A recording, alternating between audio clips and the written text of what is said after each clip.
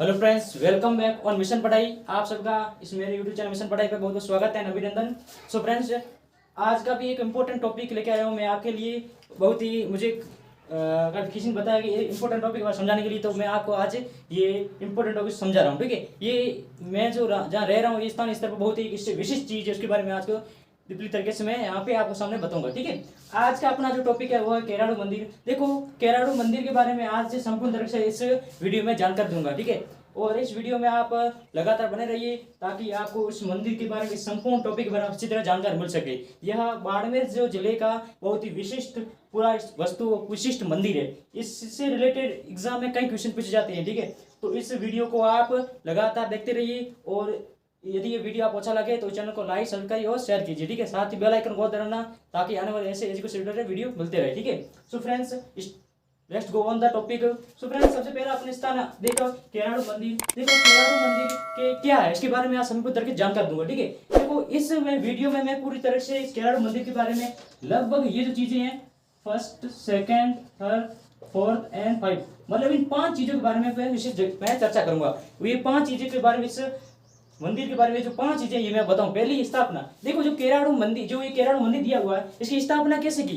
देखो स्थापना के बारे में बताऊं। देखो, केराडू मंदिर के बारे में कोई भी तरह सच्ची और ऐतिहासिक जानकारी वैसे कहीं नहीं मिलती है कि इसकी स्थापना कैसे, लेकिन फिर भी इतिहासकार इस बात से मन सहमत है कि केराडू मंदिर की स्थापना लगभग कहाँ हुई थी, 11वीं सदी में। कब हुई थी?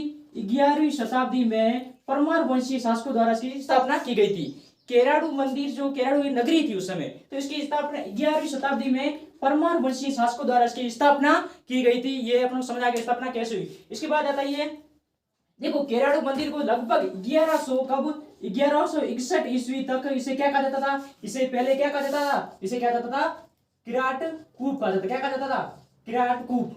इसे 1161 ईस्वी तक आसपास उसे किराडू जो नगरी थी उसे किराट कूप से नाम पे जाना जाता था। फिर धीरे धीरे इसे केराडू मंदिर के रूप में इसे प्रसिद्धि मिली, क्योंकि यहाँ पे 5 मंदिर बने हुए जो विशिष्ट शैली के बने हुए। ठीक है, अब यहाँ ये कौन सी जगह पर स्थित है? देखो केराडू जो मंदिर है ये कहाँ पर है।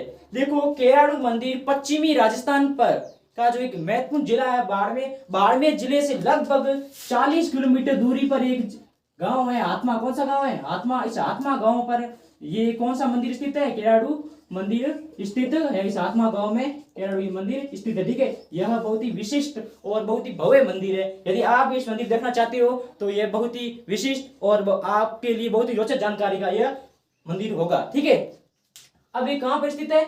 यह पश्चिमी राजस्थान का एक जिला बाड़मेर है। बाड़मेर से लगभग 40 किलोमीटर दूर एक गांव है आत्मा, उस गांव में ये मंदिर पड़ता है, केराडू मंदिर। ठीक है, अब ये जगह हो गई। अब दूसरी अपनी चीज आती है विशेष शैलियां। अब पहला अपना हो गया स्थापना कैसे हुई, इसके बाद तीसरा जगह कहां पे स्थित है, तीसरी अपनी चीज है विशिष्ट शैलियां। अब देखो इस मंदिर के बारे में कौन कौन सी शैलियां हैं। ठीक है, अब इसके बारे में अब देखो केराडू का जो मंदिर है, देखो ये विशिष्ट शैलियां। ठीक है, विशिष्ट शैलियां।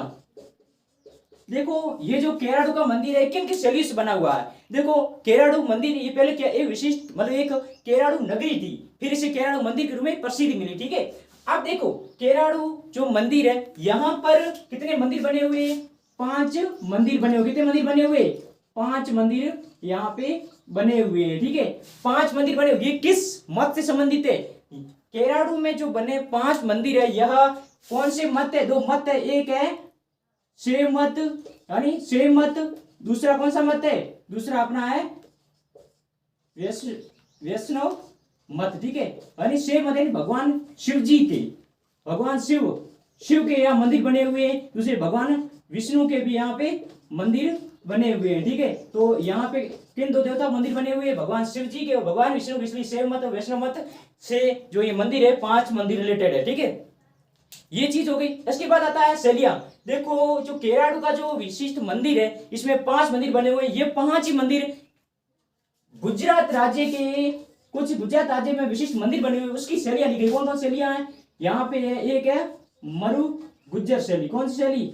मरु गुज्जर शैली। इस शैली से इन मंदिरों का निर्माण किया गया। कौन सी शैलियां है? मरु गुज्जर शैली। इस मंदिरों से, इन केराडू मंदिर में जो मंदिर 5 मंदिर है उनका निर्माण मरु गुज्जर शैलियों से बना हुआ है। ये इनकी इतनी अच्छी तरह से नक्काशी की गई है, जो मूर्तियां हैं, जो शैलियां हैं, उनकी इतनी अच्छी तरह से नक्काशी की गई है जो देखने में बहुत ही भव्य और अद्भुत लगती है। ठीक है, वो आज भी अभी वर्तमान समय में हम जब उसको देखते हैं तो हमें एक बहुत ही भव्यता, बहुत ही एक गहरा अनुभव मिलता है प्राचीन समय की जो जो कलाकारी थी उसके बारे में। ठीक है, अभी हो गया कौन कौन से मत थे इसके बारे में अपन ने जांच कर लिया। ठीक है, अब अपन क्या आगे बढ़ते हैं। देखो अब देखो केराडू जो मैं चीजें बताई, केराडू कितने मंदिर बने हुए पहले बता चुका हूँ, 5 मंदिर बने हुए। इन 5 मंदिर में से एक विशाल मंदिर है जिसे क्या बोलते हैं, सोमनाथ मंदिर का दर्जा दिया गया। सोमनाथ मंदिर का दर्जा दिया गया। इन 5 मंदिर विशाल मंदिर है। इन 5 विशाल मंदिर में एक मंदिर है सोमनाथ मंदिर। ये भगवान शिव जी का मंदिर है, वो भगवान शिव को समर्पित है, केराडू नगरी में था। ठीक है, और ये मंदिर कहां से, ये बनाने की प्रेरणा कहां से मिली, यह मंदिर बनाने की प्रेरणा कहां से मिली, गुजरात राज्य में एक विश्व प्रसिद्ध मंदिर है। कौन सा विश्व प्रसिद्ध है, सोमनाथ मंदिर। कौन सा मंदिर है, सोमनाथ मंदिर विश्व प्रसिद्ध है गुजरात राज्य में। ठीक है, यह मतलब अपने भव्य और अपनी विलासिता, अपनी जो ये शान के लिए बहुत ही फेमस था ये विश्व सोमनाथ मंदिर। ठीक है, इसी की जो एक ब्लू प्रिंट है, इसकी कॉपी है, वह लेकर ये केराडू में मंदिर का निर्माण किया गया था। ठीक है, इसलिए इस कभी कभार क्या होता है, केराडू मंदिर को गुजरात के मंदिर से भी जोड़ा जाता है। इस जोड़ा क्यों जाता है, क्योंकि जो मंदिर बने हुए हैं केराडू के, उनकी जो कुछ चीजें थी वह गुजरात की जो मंदिरों से ली गई थी, उनका ब्लू प्रिंट है। ठीक है, इसी कारण इसको मंदिरों को गुजरात के मंदिर से जोड़ा जाता है। ठीक है, अब आती है इसके बाद तीसरा पॉइंट, अब चौथा पॉइंट आता है सुरक्षा। अब देखो केराडू का केराडू मंदिर जब निर्माण किया गया था तो उस समय जो राजा थे, केराडू के जब मंदिर, केराडू नगरी विशाल नगरी थी, तो वहां पे परमार वंशीय राजा थे। ठीक है, कौन से वंश थे, परमार वंश राजा थे। ठीक, परमार वंशी राजा थे। उन्होंने जब केराडू मंदिरों का निर्माण कराया, केराडू मंदिर को जब इनका निर्माण करवाया तो उस मंदिर को सुरक्षा के लिए उन्होंने क्या किया, उन्होंने जब 5 मंदिर ये बनाए तो 5 मंदिर की लगभग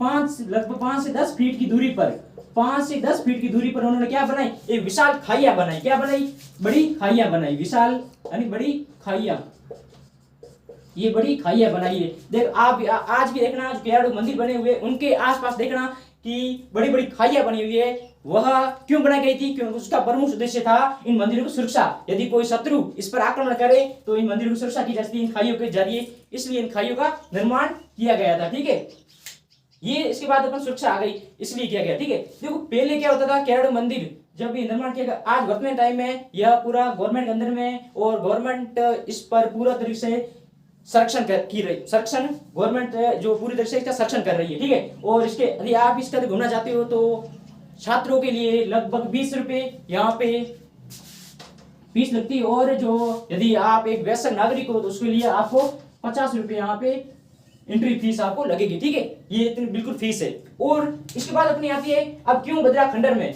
आज के तरह में देखें तो केराडू का जो मंदिर है खंडर रूप मतलब हुआ, चारों तरफ खंडर है। ये क्यों बदला, इसके क्या कारण थे, उसके बारे में आप चर्चा करेंगे। ठीक है, देखो केराडू का मंदिर खंडर में क्यों बदला, देखो यह खंडर में क्यों बदला। ठीक है, खंडर में क्यों बदला।